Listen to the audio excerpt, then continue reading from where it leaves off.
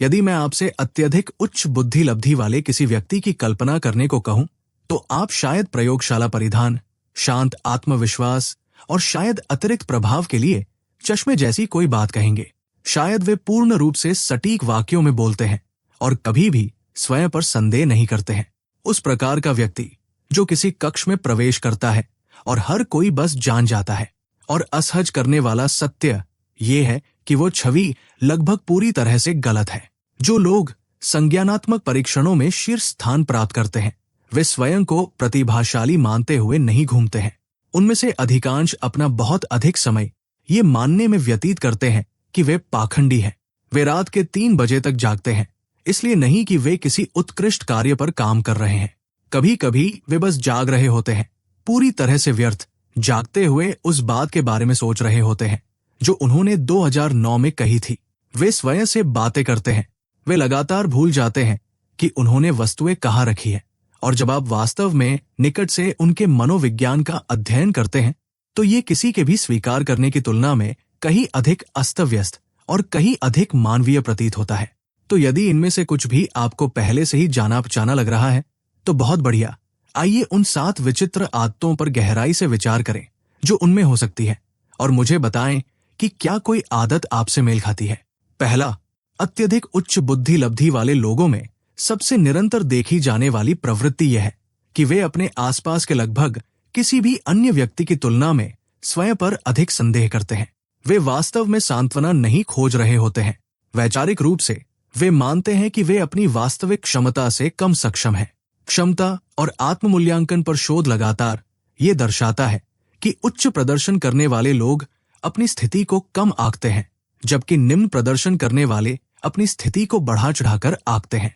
और इसका एक ठोस स्पष्टीकरण यह है कि जब कोई व्यक्ति किसी क्षेत्र को जितनी गहराई से समझता है, वो उसकी पूर्ण जटिलता को उतनी ही स्पष्टता से देख सकता है, और इसलिए वे सभी तरीके देख सकता है जहां वो अभी भी पिछड़ रहा है। जो व्यक्ति किसी विषय को मुश्किल से समझता है, वो आश्चर्यजनक रूप से आश्वस्त महसूस करता है।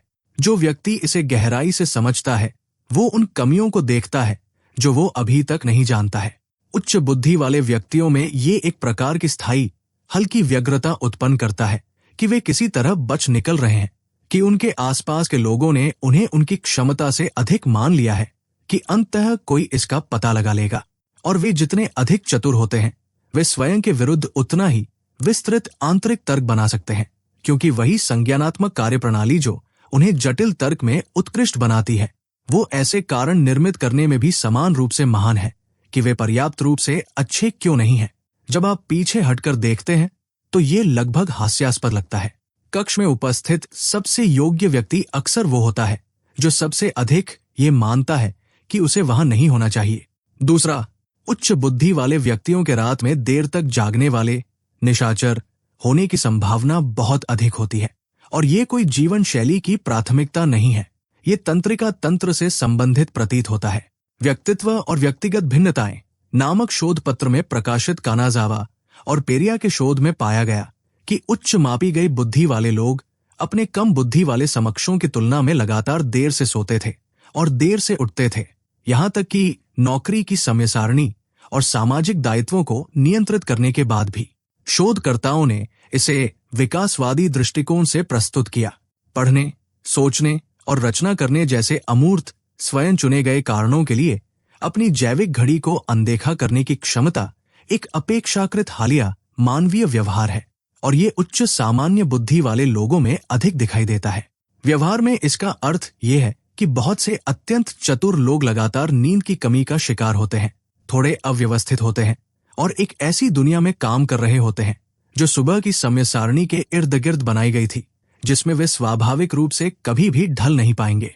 इसे अक्सर आलस्य के रूप में देखा जाता है, लेकिन उनकी शारीरिक कार्यप्रणाली बस अलग तरह से काम करती है। तीसरा, वे संभवतः किसी रात्रिभोज में स्वीकार करने की तुलना में स्वयं से अधिक ऊंचे स्वर में बातें करते हैं, और वास्तव में इसके पीछे ठोस शोध है।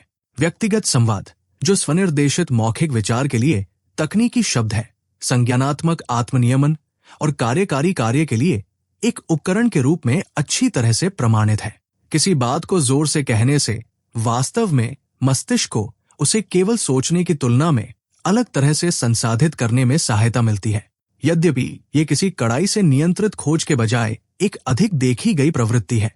हम कई उच्च बुद्धि वाले व्यक्तियों में जो देखते हैं वो भाषा को केवल संवाद करने के बजाय सोचने के उपकरण के रूप में उपयोग करने की एक प्रबल प्रवृत्ति है। जब बात करने के लिए कोई नहीं होता तब भी संवाद की उपयोगिता होती है, इसलिए वे इसे वैसे भी करते हैं। इसका सामाजिक दुष्प्रभाव ये है कि वे कभी कभी किराने की दुकान या वाहन खड़े करने के स्थान पर ऐसा करते हुए पकड़े जाते हैं और उन्हें बहुत जल्दी ये दिखावा करना पड़ता है कि वे दूरभाष फोन पर थे। चौथा, इस पर पर्याप्त विचार नहीं किया जाता है, लेकिन अत्यधिक उच्च बुद्धि वाले लोग सामान्य आबादी की तुलना में व्यग्रता और अत्यधिक चिंतन के प्रति काफी अधिक प्रवण होते हैं। पेनी और बॉट ने ऐसा शोध प्रकाशित किया जो उच्च मौखिक बुद्धि और बढ़ी हुई चिंता के बीच एक वास्तविक संबंध दर्शाता है। इसकी परिकल्पना यह है कि पूर्वानुमानित सोच की वही क्षमता जो किसी को विश्लेषणात्मक रूप से प्रतिभाशाली बनाती है, वही उन्हें उन सभी चीजों की कल्पना करने में भी अत्यंत कुशल बनाती है जो गलत हो सकती है। आपका मस्तिष्क अन्य चीजों के अलावा एक खतरा पहचानने वाला यंत्र है, इसलिए एक अधिक शक्तिशाली मस्तिष्क का अर्थ आवश्यक रूप से एक शांत मस्तिष्क नहीं है। कभी कभी इसका अर्थ एक तेज, अधिक गहन खतरा पहचानने वाला यंत्र होता है जो आश्चर्यजनक गति से ऐसी आपदा स्थितियों को उत्पन्न कर सकता है जिन पर आपने अभी तक विचार भी नहीं किया था। उच्च बुद्धि वाले व्यक्ति चिंतित रहते हैं क्योंकि उनके मस्तिष्क लगातार संभावित स्थितियों की परिकल्पना कर रहे होते हैं और उनमें से कुछ परिकल्पनाएं भयावह हो सकती है। पांचवा, वे सांसारिक, साधारण, शर्मिंदा करने वाली बातें भूल जाते हैं, जैसे उन्होंने अपनी चाबियां कहाँ रखी है, उन्होंने उस संदेश का उत्तर दिया है या नहीं, या शायद किसी ऐसे व्यक्ति का नाम जिससे वे 4 बार मिल चुके हैं। ये उनके आसपास के लोगों को पागल कर देता है, ये उन्हें भी पागल कर देता है। अब ये एक कठोर शोध खोज के बजाय एक देखी गई प्रवृत्ति अधिक है, इसलिए इसे इसी रूप में लें। लेकिन संज्ञानात्मक रूप से जो स्पष्टीकरण सबसे अधिक तर्कसंगत है वो है प्राथमिकता देना। जटिल अमूर्त सोच में गहराई से निवेशित मस्तिष्क कम महत्व वाली, दोहराव वाली जानकारी पर कम ध्यान देता हुआ प्रतीत होता है। चाबियां हमेशा कहीं न कहीं मिल ही जाती है, इसलिए कुछ और अधिक अत्यावश्यक महसूस हुआ। ये इसे कम निराशाजनक नहीं बनाता है, लेकिन ये स्पष्ट करता है कि क्यों 15 चरणों की समस्या को मानसिक रूप से सुलझाने वाला व्यक्ति कभी कभी ये याद नहीं रख पाता कि उसने चूल्हा बंद किया था। छठा, उनकी शब्दावली अधिक व्यापक और अधिक अभिव्यंजक होती है, जिसमें उसके वे हिस्से भी शामिल हैं जो आपकी दादी को अपने कान बंद करने पर मजबूर कर देंगे।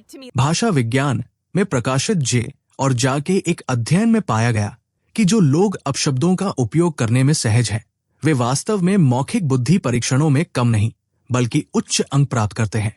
इसलिए जो लोग सबसे अधिक अपशब्द कहते हैं वे ऐसा इसलिए नहीं कर रहे हैं क्योंकि उनके पास बेहतर शब्द समाप्त हो गए हैं, हमेशा नहीं, बल्कि कभी कभी वे ऐसा इसलिए करते हैं क्योंकि वे भाषा को इतनी अच्छी तरह समझते हैं कि वे ठीक ठीक जानते हैं कि कौन सा शब्द उस क्षण के लिए उपयुक्त है, और शायद वो शब्द कोई अपशब्द ही हो। उनके लिए शब्द उपकरण है और एक अच्छा शिल्पकार उसी उपकरण का उपयोग करता है जिससे कार्य सही ढंग से पूरा हो। और अंततः सातवां, संवेदी अतिभार। अत्यधिक उच्च बुद्धि वाले लोगों में इस दुनिया को बहुत अधिक शोरगुल वाली, बहुत अधिक चमकीली और बस बहुत अधिक तीव्र महसूस करने की संभावना असमान रूप से अधिक होती है, और ये अति संवेदनशीलता किसी चरित्र की कमी के रूप में नहीं है। शोध में उच्च संज्ञानात्मक क्षमता और बढ़ी हुई संवेदी प्रसंस्करण संवेदनशीलता के बीच संबंध पाए गए हैं, जिसका अर्थ है कि जो मस्तिष्क विश्लेषणात्मक रूप से अधिक जानकारी ग्रहण करता है वो वस्तुतः औसत से अधिक संवेदी सूचनाएं भी ग्रहण कर सकता है। भीड़ भाड़ वाले भोजनालय उनके लिए वास्तव में इस तरह से भारी पड़ने वाले बन जाते हैं जैसे वे अन्य लोगों के लिए नहीं होते। कुछ विशिष्ट बनावट, ध्वनियां या प्रकाश की स्थितियां पृष्ठभूमि के बजाय दखल देने वाली लगती है। वही मानसिक क्षमता जो जटिलता को गहराई से संसाधित करती है वो परिवेश को भी गहराई से संसाधित करती है, और ये परिवेश बहुत व्यापक है। यही एक कारण है कि कई उच्च बुद्धि वाले व्यक्ति काम करने के लिए नियंत्रित, शांत, कम उत्तेजना वाले स्थानों को अत्यधिक प्राथमिकता देते हैं, किसी व्यक्तिगत विचित्रता के कारण नहीं, बल्कि इसलिए क्योंकि उनका तंत्रिका तंत्र उनके आसपास के अधिकांश लोगों के अनुमान से अधिक भार के अधीन काम कर रहा होता है। इन सब का परिणाम एक ऐसी तस्वीर है जो किसी महानायक जैसी कम और एक ऐसे व्यक्ति जैसी अधिक दिखती है जो चुपचाप अपने ही मस्तिष्क से थका हुआ है। ऐसे तरीकों से उत्कृष्ट जो वास्तविक है और कभी कभी असाधारण है और साथ ही चिंतित, स्वयं पर संदेह करने वाला, अस्त व्यस्त, निशाचर, कभी कभी वाहन खड़े करने के स्थान पर स्वयं से बात करने वाला और उस एक भोजनालय के अत्यधिक शोर से वास्तव में चौंक जाने वाला। यदि आप इसमें स्वयं को पहचानते हैं, उस संदेह में, रात 3 बजे के जागरण में, एक ऐसे मस्तिष्क के भावनात्मक बोझ में जो दौड़ना बंद नहीं करेगा, तो वो पहचान मायने रखती है। इसलिए नहीं कि बुद्धिमत्ता पीड़ा को अधिक वैध बनाती है, बल्कि इसलिए कि इस विशिष्ट प्रवृत्ति वाले बहुत से लोग अपना पूरा जीवन ये सुनते हुए बिता देते हैं कि उनके पास हर तरह का लाभ है और ये सोचते रहते हैं कि ये अभी भी इतना कठिन क्यों लगता है।